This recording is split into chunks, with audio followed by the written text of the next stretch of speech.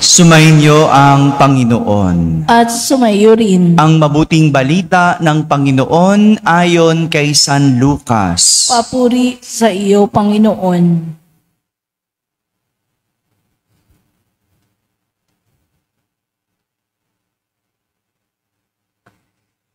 Isang araw, samantalang nananalangin mag-isa si Jesus, lumapit sa kanya ang kanyang mga alagad. Tinanong niya sila, "Sino raw ako ayon sa mga tao?" Sumagot sila, "Ang sabi po ng ilan ay si Juan Bautista kayo. Sabi naman ng iba, si Elias kayo. At may nagsasabi pang nabuhay ang isa sa mga propeta noong una. Kayo naman, ano ang sabi ninyo?" Tanong niya sa kanila, "Ang Mesiyas ng Diyos."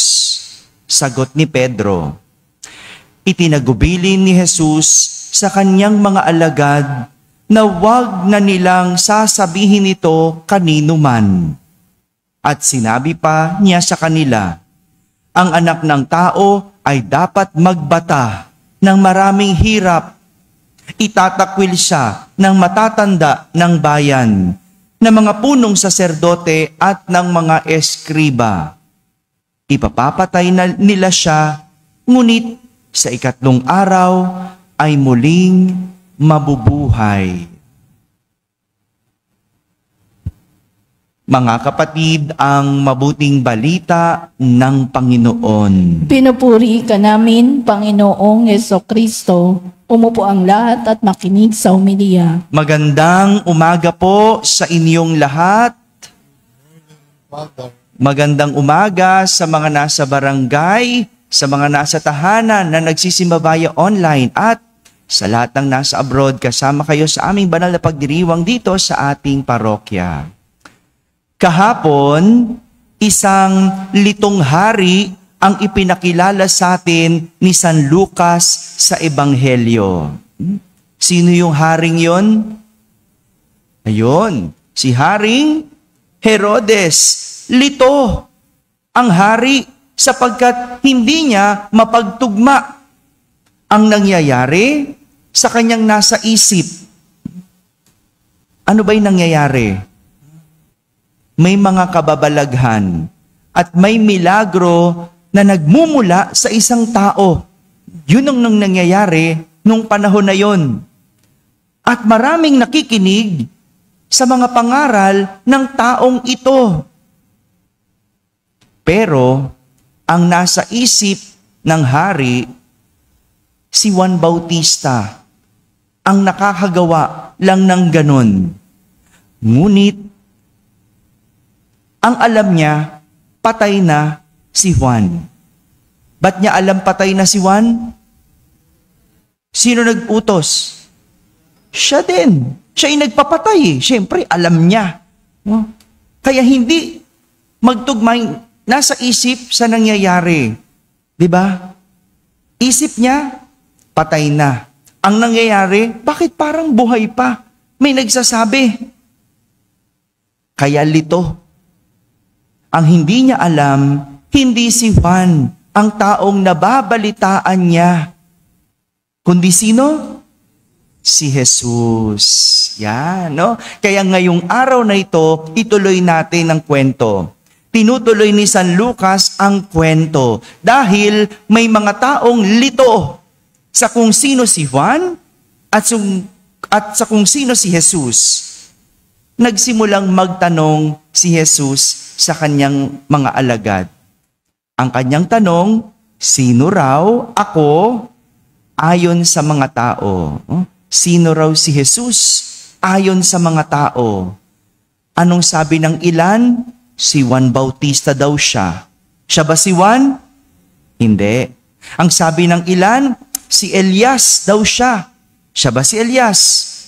May nagsasabi ring isa siya sa mga propetang noon na nabuhay. Siya ba'y propetang nabuhay? Hindi.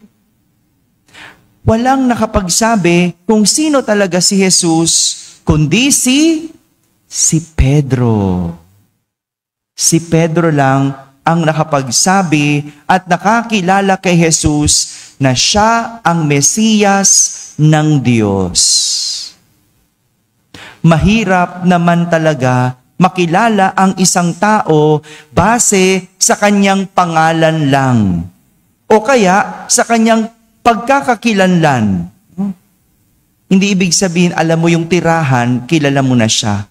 'Di ba? Pero minsan ganun tayo no? Pag nalaman mo kung saan nakatira, parang bigla mong nakikilala, no? Saan siya nakatira? Oh, sa Forbes Park. Wow! Napapawaw pa tayo, 'di ba? Oh, ang hindi mo alam, may mga magnanakaw doon. Hello. Oh, 'di ba? Ngayon na lang natin nalalaman, ay, hindi pala wow din doon.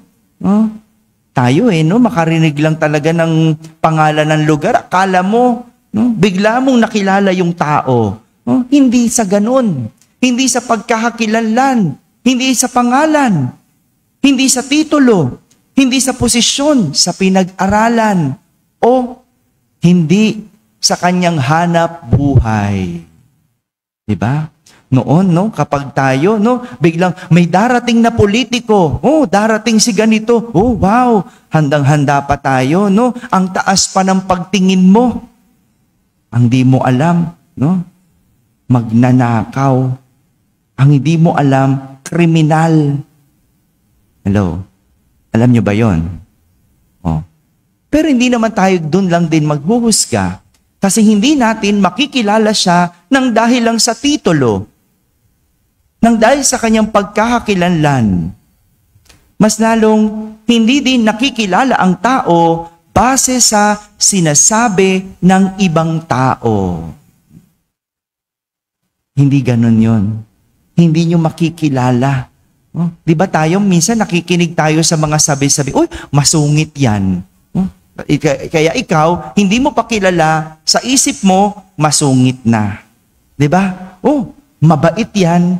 Pero hindi mo pa kilala. Pero biglang pag nakilala mo, ay, bakit ganun? Nalilito ka. Sabi mabait, hindi naman pala. Diba? Hindi ba ganon? Kasi hindi ibig sabihin mabait siya sa iba, mabait din ang pagkakakilala mo sa kanya. Dahil ang tunay na pagkakakilala ay nakikita sa pagiging malapit natin sa tao. Malapit. Kapag tayo'y lumalapit sa tao at nagiging malapit, dun mo mas nakikilala. Dito, nakilala ni Pedro si Jesus. Hindi dahil sa sabi-sabi, hindi dahil sa nanay niya o tatay niya, hindi dahil sa nagawa niyang kababalaghan, kundi dahil naging malapit si Pedro kay Jesus. Kaya nga, si Pedro ang tinaguriang pinaka malapit na alagad. Diba? Siya yun Siya yung pinakamalapit na alagad. Kaya kilalang kilala niya si Jesus. At ganito din tayo sa pagkilala sa Diyos. Hindi lang dahil kilala ng lahat na siya'y Nazareno, o diba? O yung mga nagpupunta sa Quiapo, no? Hindi dahil kilala siyang Nazareno, kilala mo na siya. Porque ba merong krus na bitbit? Alam mo, Nazareno yan. No? Porque ba nakapulang damit? No? Nazareno yan. Di ba? Ang dali nating matukoy ng ganon. Pero, nalalaman mong siya'y Nazareno, hindi lang dahil meron siyang pasa na krus, kundi dahil naranasan mo na tinulungan ka pasanin ang iyong krus. Yan yung mga deboto. Ganon Nung natulungan silang pasanin ang kanilang sari-sariling krus. At ganon din, hindi mo nasasabing, siya si Sacred Heart. Siya ang banal na puso ni Jesus. Dahil meron lang apoy na imahe sa kanyang dibdib. Di ba ganon tayo? Ang galing natin makilala dahil sa pisikal. No? Hindi. Nasasabi mong banal ang kanyang puso o banal ang puso ni Jesus dahil naramdaman mo na nag-aalab ang pag-ibig ng Diyos sa iyo. Ganon yun, hindi ba? Ganon.